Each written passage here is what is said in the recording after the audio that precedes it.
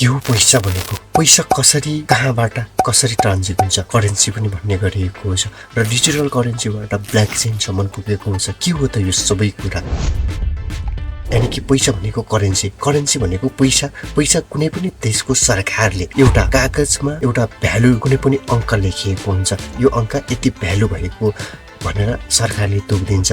भोलिको दिनमा यो पैसा हामीले कुनै पनि ठाउँ एउटा कन्ट्रीबाट अर्को कन्ट्रीमा लैजाँदाखेरि त्यसको कुनै पनि भ्यालु हुँदैन, जसमा जिरो भ्यालु हुन्छ। जहाँ हामीले कागज सोसरा हामीले बिस्कुट वा कुनै पनि चिज खाएर फ्यालेको कागज सोसरा हुन्छ र त्यही कन्ट्रीमा पनि हामीले अब मानव मसँग एउटा 500 को नोट छ, त्यो 500 को नोटलाई भोलि नेपाल सरकारले यो 500 को नोट चाहिँ ब्यान भयो, यो चल्दैन, अब हामी 1000 वा कुनै पनि अर्को 2000 को नोट निकालेका छौँ, त्यो नोट मात्रै चल्छ भन्यो भने त्यो पनि हामीले भ्यालुलेस भन्दै जान्छ। त्यसलाई नै पैसा वा लोकल करेन्सी भन्ने गर्छ। अब लोकल करेन्सी अब पैसाको भ्यालु पनि बिस्तारै लस हुँदै जान्छ। अहिले तपाईले मलाई 1000 दिनु छ, मानौ कुनै पनि कागजमा नेपाल सरकारले मान्यता प्राप्त दिएको कागजमा 1000 लेखिएको नोट तपाईले मलाई दिनु छ र आज दिनुभयो भने त्यो नोटको भ्यालु अलिक बढी हुन सक्छ। तर तपाईले मलाई 1 वर्ष पछि दिनुभयो भने त्यो नोटको भ्यालु आजको नोट भ्यालुभन्दा धेरै कम हुनेछ। योभन्दा केही वर्ष अगाडि मात्रै नेपाली बजारमा सुनको भाउ हेर्ने हो भने 61,000 वा 60,000 वा 55,000 सम्म 1 तोलाको पर्थ्यो भने आजको रेट हेर्ने हो भने हामीले 1,30,000 भन्दा माथि देख्ने गर्छौँ। किन? यो सुन महँगो भएको हो त? पक्कै पनि होइन, सुन महँगो भएको होइन। तपाईले सिधै बुझ्नुपर्छ कि हाम्रो देशको लोकल करेन्सीको भ्यालु डाउन हुँदै गएको हुन्छ। लोकल करेन्सीको भ्यालु एकदमै डाउन भएको हुन्छ। जस्तो कि तपाईले योभन्दा अगाडि 500 मा पाउने कुनै पनि वस्तुलाई अहिले 1000 दिनुभयो भने लोकल करेन्सीको भ्यालु 100% ले डाउन भइसकेको छ। अब के गर्ने यस्तो अवस्थामा? त्यस्तै हुँदै गयो भने कुनै बेला हाम्रो लोकल करेन्सीको भ्यालु एकदमै लो लेभलमा पुगेर कामै नलाग्ने पनि आउँदैन भन्न चाहिँ सकिँदैन।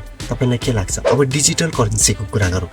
डिजिटल करेन्सी भनेको अब मानौ मैले तपाईलाई 1000 दिनु छ, नोटमा होइन, मेरो ई सेवा आइएमपी अथवा कुनै पनि मोबाइल ब्याङ्किङको एप्लिकेसनबाट तपाईको कुनै पनि मोबाइल ब्याङ्किङको एप्लिकेसनमा कुनै पनि डिजिट अङ्क सेन्ड गर्छु। यानी कि सेन्ड गर्ने एउटा मेथड हुन्छ, त्यो सेन्ड गर्छु।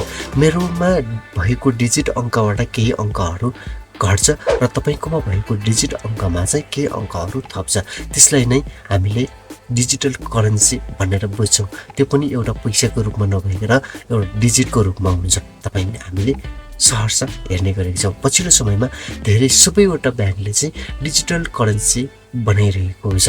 अब ब्ल्याक चेनमा कुरा अहिले छोडौँ। ब्ल्याक चेन भनेको त्यो डिजिटल करेन्सी भन्दा पनि अलिक माथि जान्छ। एक्ज्याक्ट करेन्सी के हो त? Money of the currency. S money है, मनी भनेको के हो?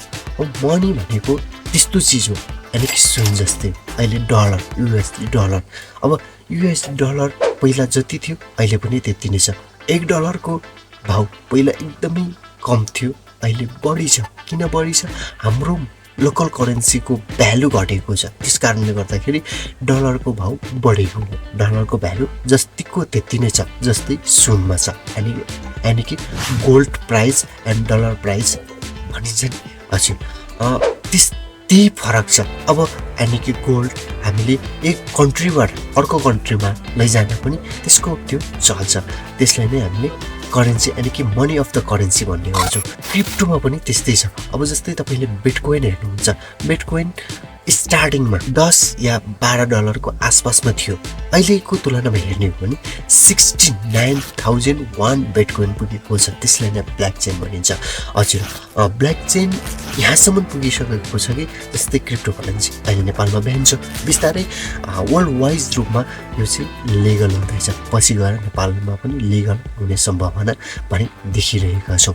तपाईले यस च्यानललाई सब्स्क्राइब गर्नु होला र साथमा छेउमा भएको घन्टीको बेल आइकनलाई क्लिक गरी अल नोटिफिकेसन अन गरिदिनु होला।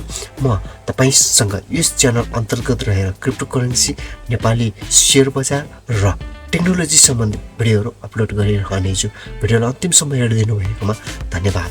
मेरो यो फरक किसिमको भिडियो तपाईँलाई कस्तो लाग्यो कृपया सल्लाह सुझाव कमेन्टको साथमा यो भिडियो राम्रो लागेमा एक लाइक अवश्य पनि गर्नुहोला र साथीहरूलाई सेयर पनि गर्न पक्कै पनि नबिर्सिनु होला। आजलाई हामी छुट्टिन्छौँ।